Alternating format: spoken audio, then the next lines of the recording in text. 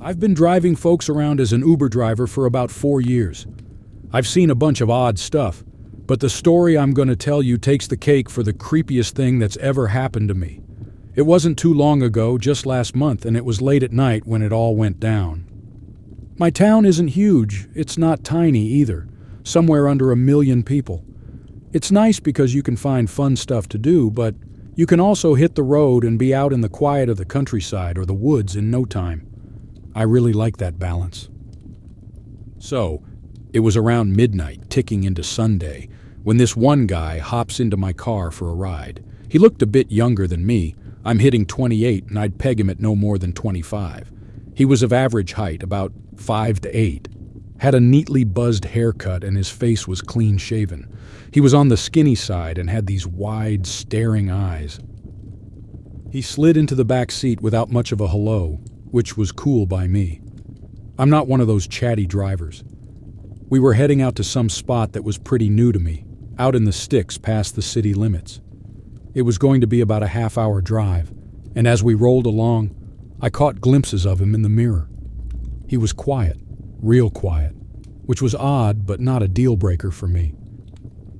I've driven all sorts of people around, especially the night crowd, who are usually buzzing from a few drinks, but this guy, he wasn't showing any signs of being drunk. You get to recognize that pretty quick in my job. He was all hunched over his phone with this intense look, like a boss about to chew out an employee. It was none of my business, so I just kept my eyes on the road and my mind on driving. But then we hit this gravel road and the ride got bumpy. It was pitch black out except for the moon throwing some light our way. I peeked at my phone's GPS and we were getting close to wherever he was headed. But it didn't look like there was anything out there. Just fields of corn on one side and woods on the other. "Hey buddy, you sure this is the right place?" I called back to him. "Yeah, we're almost there," he finally said, stringing together more words than he had the whole trip. After a little while, I noticed some lights up ahead. At first, I couldn't make heads or tails of it. But as we got closer, it turned out to be a truck with someone sitting in the driver's seat. I pulled up, he got out without a word, shut the car door with a thud, and hopped into the truck. I was left there scratching my head as I turned the car around to head back to civilization. I was wondering, why would someone take an Uber out to the middle of nowhere to meet a truck? Couldn't his friend have just picked him up from wherever? I didn't have any answers, and to be honest, I wasn't sure I wanted any. So there I was, not even a half mile from where that odd fella had hopped out, when suddenly my car just lost it. Felt like all my tires gave out at once. I was wheeling around, fighting the steering like it was a wild animal, trying to keep the car on the road. I finally got the car to stop. I sat there trying to catch my breath and get my wits about me. Then I stepped out to see what the heck had happened. Just like I figured, all my tires were as flat as pancakes. This wasn't just some bad luck, something fishy was going on. Without much thought, I booked it into the woods right by the road. I found a big old tree and hid myself behind it, heart pounding. A couple of minutes later, headlights cut through the dark. It was that truck from before, and now there were 3 guys in it. The one I'd picked up, the one I'd seen before, and some new face. They parked right by my sad, tireless car, and that's when it hit me. My phone was still in there. I almost let out a yelp but caught myself just in time. It dawned on me then, clear as day. I'd walked right into some sort of trap. They must have had something sharp on the road to pop my tires. Maybe the new guy laid it down after I went by. The 3 of them got out and started snooping around my car, doors still wide open. "Where is he?" one of them grumbled. "He's got to be close by," said another. Hearing that, I felt a cold wave of fear. I kept as still as possible, hoping they wouldn't spot me. They rummaged through my car, their voices mixing with the sounds of them tossing around my stuff. I was kicking myself for not grabbing my phone, thinking I probably could have called for help, unless, of course, they'd planned for a spot with no signal. It wasn't long before the truck's engine roared back to life, and they were gone. I peeked out and saw all three in the truck, clear as day. This was my shot. I started sneaking through the woods, knowing it'd take me an hour to hit the main road. But the road was a no-go, too risky. I couldn't let them catch me. When I finally got out of the woods, I flagged down a car and got the driver to dial 911 for me. Cops came and I spilled the whole story. We zipped over to a rest stop to hash it out more. One officer called for backup and they went to check out the scene. The officer came back with nothing. At first I figured he messed up, but then he showed me photos. They were spot on, my skid marks and all. My car was gone. To this day, I don't know why they didn't come after me. They could have easily tracked me down in those woods. I'm just grateful I'm here to tell the tale. And even though those guys are still out there somewhere, I've got a sliver of hope that they'll get theirs someday.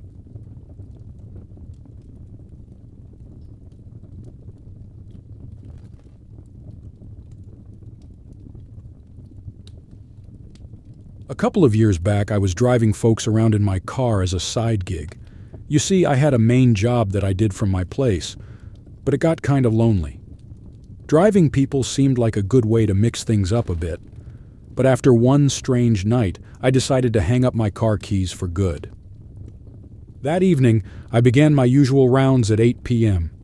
It was a slower night than usual, and within the first hour, I had only a few passengers. The first was a bunch of young ladies who were all dressed up and ready to party on a Tuesday, no less. Then came a lady by herself, who I figured must have been serving tables from the looks of her outfit.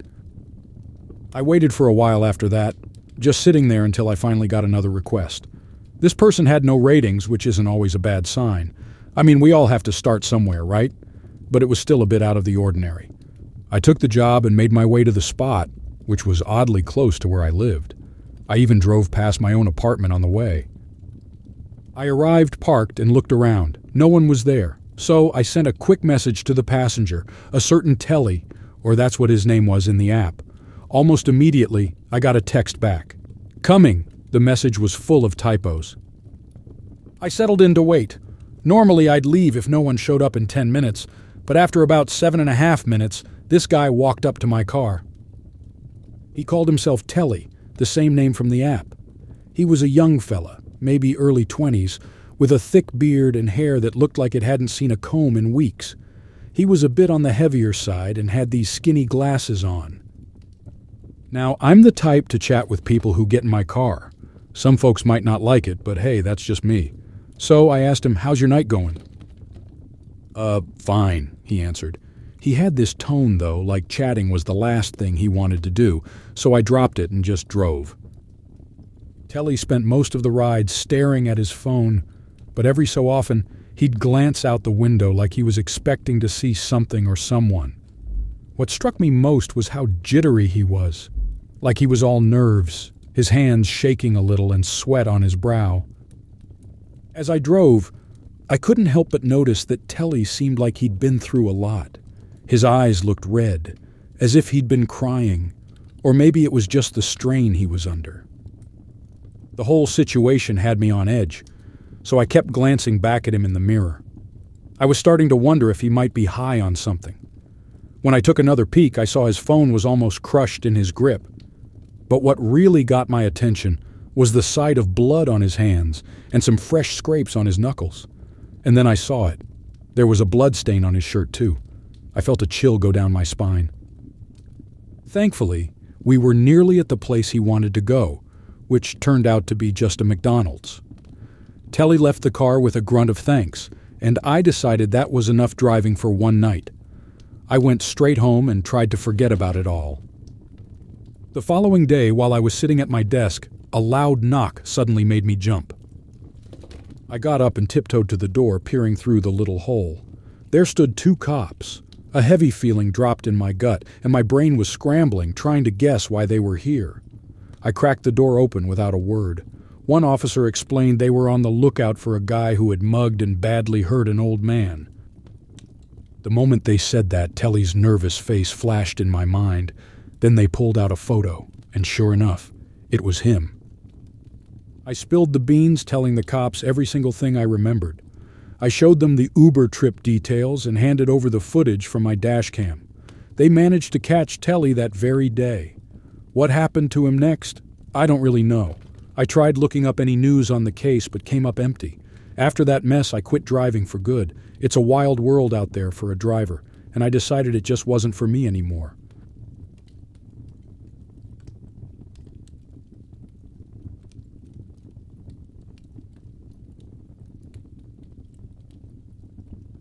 My name is Emily, and I'm wrapping up my final year at college, where I'm studying medicine. I'm a night owl, so I spend lots of evenings in the library with my books, often staying until it's really late. The library at my school stays open until midnight on most days, but during the busy end of semester weeks, it never closes. So it wasn't odd for me to hang around there until the early hours of the morning, sometimes until 2 or 3 a.m. This library is pretty new and big, with 4 floors. The ground floor has loads of computers. The upper floors are stuffed full of bookshelves with places to study here and there. I always look for a spot where no one can bug me. One late Thursday night, I was there. To be fair, I wasn't doing much schoolwork. I had my computer open, but I was mainly watching funny videos online. I figured it was time to head home. By the time I decided to leave, it was way past midnight, so there were no buses running. My apartment was too far to walk to, especially at night, and it wasn't safe to try. So, as I often did, I called for a cab. I gathered my things and left through the big glass doors at the library's entrance. While I waited outside, I kept looking at my phone to check when my cab would arrive. Soon, a red car showed up for me. I hopped in, gave a quick hello to the driver. He was a guy around his mid-30s with a messy beard, big glasses, and a winter hat on, which was odd because it was springtime. He had a sort of trendy, scruffy look. He greeted me back. As we started off, I was busy with a game on my phone. He tried to chat a few times, but I wasn't really up for talking and kept my eyes on my game. He seemed to want to talk, but I just wanted some quiet. After a bit, he stopped trying and we drove in silence. Nothing felt strange at the time. We got to my apartment safe and sound. I live on the ground floor of a pretty old building, split into separate units. There are neighbors living above and below me, all with their own doors. I stepped out of the cab, said a quick thanks to the driver, closed the door behind me, and walked to my door. When I glanced back, the driver was still parked there, right under a street lamp, staring up at me. But as soon as he saw me looking, he looked away. I went inside, locked my door, and fell asleep fast. But during the following days, I couldn't shake this feeling that someone was watching me whenever I was at home. As I mentioned, my apartment is on the first level of an older house. My bedroom is in the back, with a window looking out to a quiet alley. Lately, though, I've noticed a shadowy figure passing by my window a lot. At the beginning, I didn't think much of it. But then one evening it seemed like this person was trying to peek inside. The curtains were always drawn, but I could still see a bit through them. I tiptoed to the window, but by the time I reached it, the figure had vanished. Now I was really scared, feeling like someone was following me, but without any proof. I was nervous to tell anyone. I worried they'd think I was just making it up, so I kept quiet. A little while later, I was back at the library for another late-night study session. It was close to 11:30 p.m. when I wrapped up. I booked a car to pick me up, but because I felt scared, I gave an address that wasn't exactly mine, just close by. That red car from before showed up again. I didn't remember the driver until I saw him. It struck me as strange. I used this service a lot and never had the same driver twice. Getting into the car, our eyes met in the rearview mirror, and I felt a shiver down my spine. Something about him made me uneasy, but we were already on our way. When we got there, he stopped right in front of my actual home. I rushed inside and headed straight to bed. Lying there, it hit me. I hadn't given him my real address, but here I was, dropped off right at my doorstep. Maybe he remembered me, but they're supposed to just follow the directions on the app, right? It took ages to fall asleep, but I finally did. Then I was jolted awake by a loud banging on my window. I leaped up, heart racing, and backed away. Through the curtains, I saw the outline of someone trying to break in. I snatched my phone off my bed, called the cops, and ducked into my living room, blocking my bedroom door with the couch. The police came quickly, and they caught the person right there. When I stepped outside with an officer, I saw the other police had a man in handcuffs. It was the driver from before. I never would have guessed it. I was so thankful the police came fast. He might have gotten in otherwise. I didn't stay alone after that. I spent the next few nights at a friend's place, and I moved out of that apartment soon after, finding a new spot with a roommate.